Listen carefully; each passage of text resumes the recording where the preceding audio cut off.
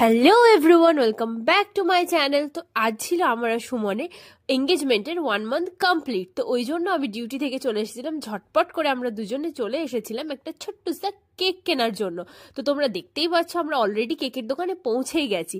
তো এখান থেকে কেক নিয়ে আমরা বাড়ি ফিরে খুব সুন্দরভাবে আজকের দিনটা সেলিব্রেট করার কথা ভেবেছিলাম। তো এই যে হচ্ছে আমাদের কেক, আর সুন্দরভাবে ওপরে লেখা ছিল হ্যাপি 1 মান্থ কমপ্লিট।